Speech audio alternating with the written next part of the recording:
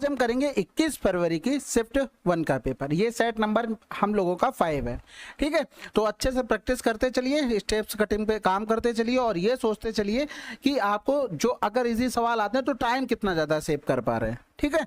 चलो फिर स्टार्ट करते हैं बिना टाइम वेस्ट किए हुए।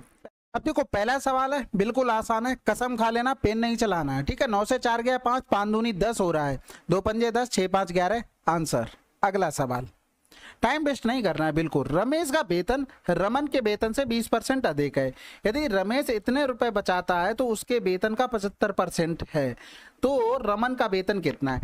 अब देखो कह रहा था 20% अधिक है, किसका, रमन, और यहाँ पर हो गया रमेश, ठीक है। तो यहाँ पर 20% का मतलब हो गया 1/5। अगर ये 5 है तो ये 6 है, यानी कि कह रहा था कि उसके वेतन का 75% है। किसके वेतन का, रमेश के वेतन का, यानी कि 6x का 75% बराबर हमको दिया गया था 33,750। तो कह रहा था रमन का वेतन यानी कि ये 5x का मान निकालना था। तो देखो हमें x से तो कोई पंचायत नहीं, वो यहाँ पर भी है यहाँ पर भी है, जो पंचायत हो रही है वो केवल इनसे हो रही है, यानी कि 33 75 0 बटे में 75 गोड़े में 6 और ये 100 ऊपर पहुंच गया, गोड़े में 5 हो गया। इनकी कैलकुलेशन कर लो, हमारा आंसर आ जाएगा। बस सिंपल सा था सवाल। तो यहाँ पर करेंगे, ये 25 चौकू 100, 25 तियां 75 हो गया। इधर कर लेंगे 3 एकम 3, 3 एकम 3, 3 दूनी 6, 3 पंजे 15, ये 0 हो गया। 2 दूनी 4, 2 तियां 6 हो गया, 5 दूनी 10 हो गया, आंसर डायरेक्ट आएगा। 3 तिरका 9 हो गया, 2 बचा और 3 सत्ते 21 हो गया, 3 7 एक ही में मिला, आंसर लगा दो। वैसे भी आसानी था, ठीक है। तो कैलकुलेशन आपको फास्ट से करनी है। सरल सवाल होते हैं तो उसका मतलब ये है कि आपको बेनिफिट मिलेगा, लेकिन तभी मिलेगा जब आप जल्दी कर पाएंगे। इन्हीं सवालों में होपलेस होके लोगों ने कम मार्क्स किए हैं, तो ये भी समझो बात को। एक वस्तु का विक्रय मूल्य इतने रुपए है, 35% की छूट दी जाती है, तो वस्तु का अंकित मूल्य कितना है। छूट किस पर दी जाती है, हमेशा मार्क प्राइस पर। मॉल वगैरह में जाते हो ना तो छूट मिलती है, तो मार्क प्राइस पर 35% की छूट मिल गई तो 65%।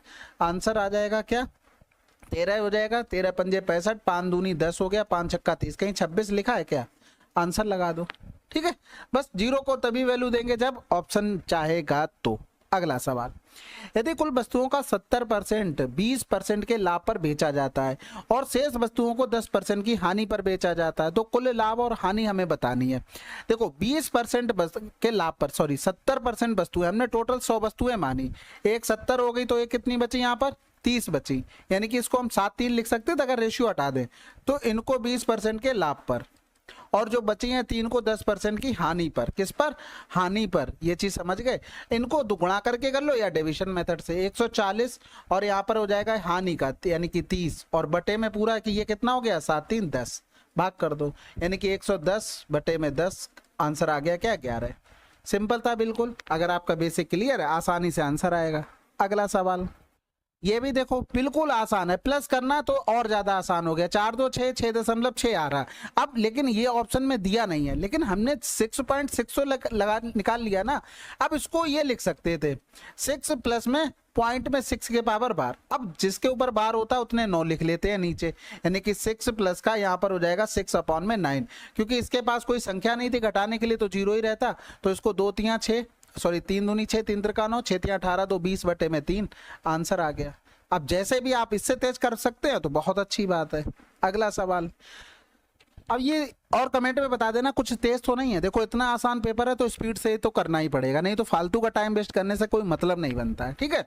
सबसे पहले तो डिवाइड, 25 चौकू 100, 8 चौक 32 आ गया। यहाँ पर इधर करेंगे तो 1 आ गया, इधर डिवाइड करेंगे तो 25 दूनी 50 हो गया, 27 दूनी 54 हो गया, 54 गुणे में 5 प्लस का 32, 5 चौकू 20 और 5 25 और 2 27 हो गया, प्लस का 32, आंसर 302। ऑप्शन देखते रहना, थोड़े बहुत सारा तो लेना ही पड़ेगा। अगला सवाल करें, चलो फिर।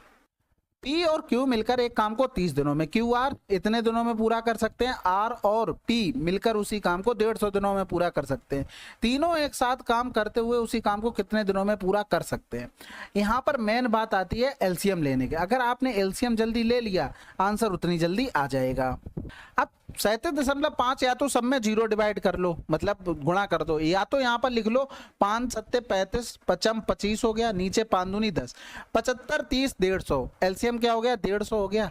अब ये तो टोटल वर्क बन गया।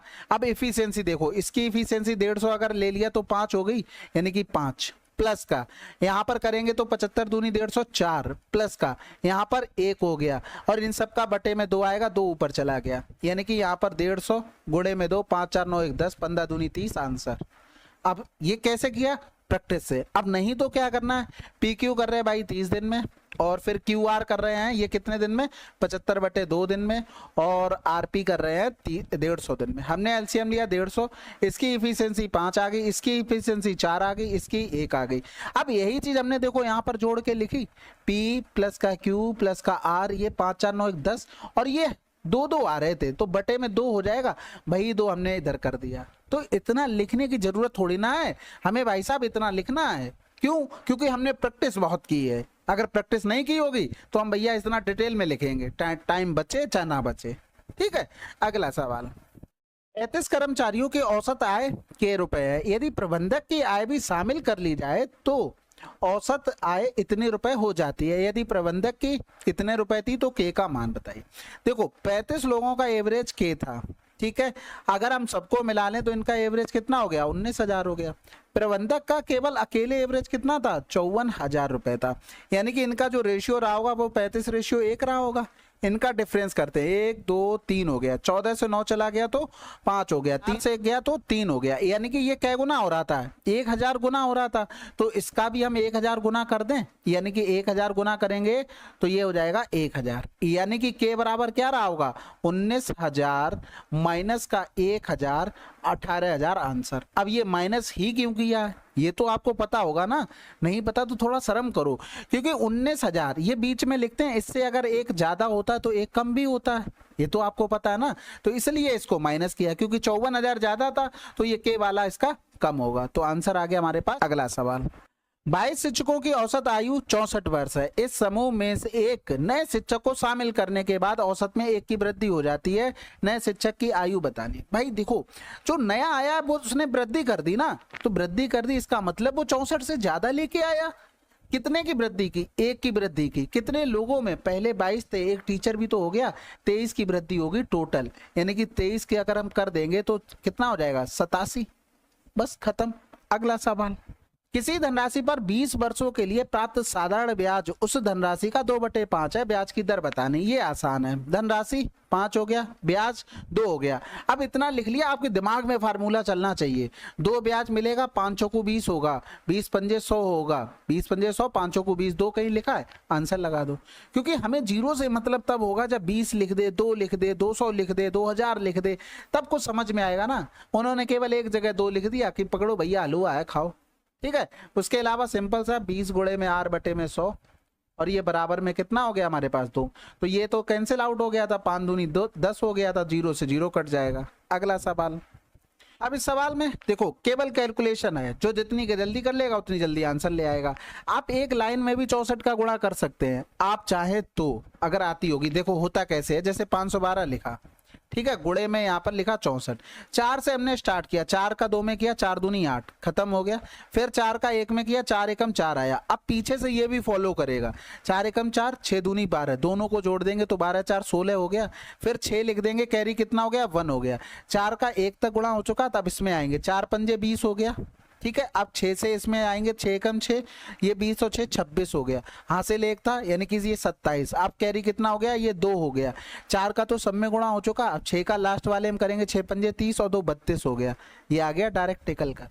लेकिन कर तभी पाओगे, अभी तो ये कर रहे हैं आपको आसान लग रहा होगा, या ये लग रहा होगा टाइम टेकिंग है, क्योंकि हम यहाँ पर 8 गुणे 8 करके भी कर सकते थे, वो ठीक है, लेकिन इससे भी आ जाता है। यहाँ तो 8 गुणे 8 हो गया, मान लो 63 लिखा होता, फिर क्या करते, 7 में 63 कर लेते, कोई प्राइम नंबर लिख देता, 67 लिख देता, फिर उसके लिए भी सोच के रखा करो। इसी तरीके से देखो अब 46 को एको ऐसे ही करते हैं, 46 हो गया, 6 पंजे 30 हो गया, हाथ से लगा 3 हो गया। अब 6 का इसमें गुणा करेंगे, 6 एकम 6, 4 पीछे से फॉलो करेगा, 5 चौको 20 और 6 26, 26 और 3 29 हो गया, हाथ से लगा 2 हो गया।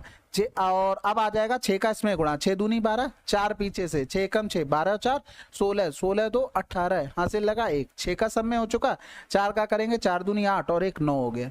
ठीक है, तो ये तरीका आपको आना चाहिए, अच्छी चीज है कि आंसर आपका इससे जल्दी आता है। हमें क्या था 3 2 7 6 8 और यहाँ पर 9 8 9 0 हो गया, यानी कि 8 9 6 15, यहाँ से लगा 1 हो गया, 8 8 16 की 6 हो गया, आंसर यहीं से लगा दो। ठीक है, यहाँ से लगा 1 हो गया, 9 3 12 की 2, यहाँ से लगा 1 4 हो गया, पॉइंट नीचे में 100 था ही, वो आ ही जाएगा। तो गुणा भाग आपको अच्छे से आना चाहिए। अगला सवाल करते हैं। एक मिश्रण में दूध और पानी का अनुपात इतना है। मिश्रण में कुछ मात्रा में दूध मिलाया जाता है जिसके कारण दूध और पानी का अनुपात 10:3 हो जाता है। प्रारंभिक मिश्रण के परसेंटेज के रूप में कितना दूध मिलाया गया है। सबसे पहली तो ये देखो कि 2:3 था, ये मिल्क था, ये वाटर था। बाद में यहाँ पर देखा गया दूध मिलाया गया, पानी पे तो कोई फर्क नहीं पड़ा। तो पानी पे फर्क नहीं पड़ा, हमें जो रेशियो दिया गया वो भी सही दिया गया था। देखो यहाँ पर भी 3 है, यहाँ पर भी 3 है, अगर नहीं होता तो इसको हमें बराबर करना पड़ता। अब यहाँ पर देखेंगे स्टार्टिंग में कितना था भैया, 5 था टोटल मिश्रण, मिलाया कितना गया, यहाँ पर 8 मिलाया गया। अब यही 8 हमसे पूछा था 5 का क्या % है, तो डायरेक्ट नहीं निकल आएगा क्या, 160%। अगला सवाल। अच्छा, किसी सवाल में कोई दिक्कत हो ना तो आप लोग हमें इस नंबर पे भेज सकते हैं 9919293977। ठीक है, टेलीग्राम पर, व्हाट्सएप इस पर नहीं चलता है, तो आप इस नंबर पे अगर कोई सवाल जैसे मैं डिस्कस कर रहा हूँ नहीं समझ में आ रहा तो आप बेखटक आराम से भेज सकते हैं। ठीक है, तो कह रहा था Arvind can do a work in 20 days and वक्सी in 22 days। If they work on it together for 5 days then the fraction of the work that is left. तो अरविंद का भैया ये 20 दिन में और बक्सी का ये 22 दिन में। अब इनका एलसीएम लेंगे, देखो 2 तो दोनों में है, 10 और बचेगा, इधर बचेगा 11 और 10 11 में कुछ तो होता नहीं, यानी कि 220 ही आएगा हमारे पास। तो ये 11 हो गया, इसको करेंगे, इसकी 10 हो गई। अब 5 दिन उन्होंने काम किया, 11 प्लस की 10 इफिशियंसी से, यानी कि 21 से 5 दिन काम किया तो 105 काम कर लिया। 105 बटे में 220, यानी कि 5 चौकू 20, 5 चौकू 20, 5 दूनी 10, 5 एकम 5, 44 से 21 काम हो चुका है। बचा कितना, 23 काम। 23 बटे में 44, हमसे लेफ्ट वाला पूछा था, आंसर लगा दो। अगला सवाल। एक आदमी 1 रुपए में 35 कलम खरीदता है और 40% का लाभ अर्जित करने के लिए उसे 1 रुपए में कितने कलम बेचने होंगे। बहुत आसान, देखो 35 कलम 1 रुपए की, तो 1 कलम कितने रुपए की हो गई, इतने की। ऊपर रुपए लिखे, नीचे क्या लिखी, वस्तुएं लिखी। अब ये रुपए आ गया, एक वस्तु का मूल्य कितना आ गया, 1 बटे में 35, हमें प्रॉफिट चाहिए 140 हो गया। अब कह रहा था 1 रुपए में कितने कलम बेचनी होंगी, 1 का ऊपर गुणा 1 का नीचे गुणा। अब हमें क्या चाहिए, 1 रुपए से निकालना है, तो रुपए हमने ऊपर लिखे, यानी कि ऊपर वाले 1 को हमें टच नहीं करना, बाकी सब कैलकुलेशन, 1 से 1 कैंसिल आउट। अब ये समझ नहीं पा रहे होगे कि हम क्यों कर रहे हैं, अभी देखो हम बता रहे हैं। ये 4 बार चला जाएगा, इधर करेंगे ये 25, तो 1 रुपए में उसे 25 बेचनी होगी। यहाँ पर 1 रुपए बोला है उसने, अगर वो 2 रुपए में बोल देता तो देखो 1 बटे में 35, 1 बटे में 40, बटे में 100, 2 बटे में 2 करते। हमसे 2 रुपए की बात कर रहा है, रुपए हमने यहाँ पर ऊपर लिखे, तो इस 2 को हम टच नहीं करेंगे, इसी में हमारी वस्तुएं निकल के आ जाएंगी। कैलकुलेशन करें, 0 हो गया, 2 सत्ते 14 हो गया, 7 पंजे 35 हो गया, यानी कि 2 रुपए में 50 हो गया। देखो 1 में 25 हो गई तो 2 में 50 होगा, इसलिए हम टच नहीं करते। अगर वो यही बोलता कि 2 वस्तुओं की बात करता तो 2 वस्तुओं के लिए हम सेम चीज लिखते, लेकिन अब इस बार थोड़ा सा चेंज हो जाता, 2 का ऊपर नीचे गुणा, लेकिन नीचे वाले को टच नहीं करते, क्योंकि हमें यहाँ पर क्या बोला गया, नीचे वस्तुएं, तो हम नीचे वस्तुएं लिखेंगे, वस्तुओं से ही आंसर निकालना है। अब कैलकुलेशन कर लें, तो ये 2 हटा देंगे, 2 पंजे 10 हो गया, 0 से 0 चला गया, 7 दूनी 14 हो गया, 7 पंजे 35 हो गया, 55 25 आ गया, क्या आ गया, 55 25 आ गया। कहाँ गलत हुआ है भाई, हाँ ठीक तो है ना, 55 25 और 25 दूनी 50, 50 और 2 ऊपर हो गया। देखो यही चीज निकली थी, मैं सोच रहा मैं उस 2 का ध्यान ही, 2 को वो टच नहीं करना है, वो कटेगा किसी से नहीं, ये ध्यान रखना। जो ऊपर नीचे गुणा करते हैं, रुपए का बोले तो रुपए किसी से नहीं कटेंगे, चाहे कितनी भी कैलकुलेशन आ रही हो, गुणा हो जाएगा। ठीक है, अगला सवाल। एक परिवार की आय और व्यय का अनुपात इतना है। यदि परिवार का व्यय इतना है तो परिवार की बचत हमें बतानी है। भैया ये देखो बचत हमें दी गई थी साफ साफ, यानी कि ये मान दिया गया था 510 व्यय का, यानी कि 13 का हमें 6 का मान निकालना था। 13 दूनी 26, 3 बच गया, 13 3 39 ज्यादा हो जाएगा, 13 दूनी 26, 9 बच गया, 13 सत्ते 91, 0 6 सत्ते 42 हो गया। अरे यूनिट डिजिट से काम हो गया। बाकी हम यहाँ पर ये भी कर सकते हैं, जैसे 6 कम 6 किया, बटे में 13, 3 में किसका गुणा करें, 6 मिल जाए, 3 चौकू 12 नहीं हो रहा, 3 पंजे 15 नहीं हो रहा, 3 दूनी 6, 3 चौकू 12, यहाँ से भी हम कर सकते थे। ठीक है, अगला सवाल। 600 मीटर लंबी एक रेलगाड़ी विपरीत दिशा में चल रहे एक व्यक्ति को 20 सेकंड में पार करती है। रेलगाड़ी की चाल व्यक्ति की चाल की 5 गुना है, तो रेलगाड़ी की चाल कितनी होगी? भैया आसान सवाल है। यहाँ पर अगर हम 600 देखें विपरीत दिशा में चल रहे तो a प्लस का b रहा होगा, ये 20 सेकंड में कैंसिल आउट करेंगे तो 2 3 6, a प्लस b बराबर क्या आ गया? 30 आ गया। अब हमसे बोला रेलगाड़ी की चाल व्यक्ति की चाल की 5 गुना है, यानी कि 5 और 1 कितना हो गया? 6। 6 बराबर में 30 दिया था और हमसे 5 बराबर पूछा, 6 पंजे 30, ये 5 25 हो गया। ये आया मीटर प्रति सेकंड में, तो 18/5 कर देंगे तो ये क्या हो जाएगा? 90 किलोमीटर प्रति घंटा। अगला सवाल, find the height of triangle whose base is 5/7 of its height and whose area is this। देखो एक ट्रायंगल था, उसकी बेस था ना वो हाइट का इतना है और एरिया भी दिया गया था, यानी कि कहने का मतलब हाइट 7 है तो बेस उसका 5 है। एरिया लिखेंगे 1/2, 7x इंटू में 5x, इसका मान दिया गया था 18.20 में 7। अब यहाँ से देखो हमें 7 का मल्टीपल चाहिए, लेकिन 7 के मल्टीपल यहाँ पर भी है, यहाँ से तो नहीं होगा, ये भी नहीं होगा, इन्हीं दोनों में से होगा। यहाँ पर यूनिट डिजिट का काम कर सकते हैं। 7 चौक 28, यानी कि 7 से हम क्या हुआ होगा? 7x का मान हमने निकाला होगा, तो इसमें अगर हम भाग करते तो 7 एकम 7, 0 7 दूनी 14 रहा होगा, ये 7 दूनी 14, ये 7 एकम 7, यानी कि लास्ट में इसमें 1 इसमें 2।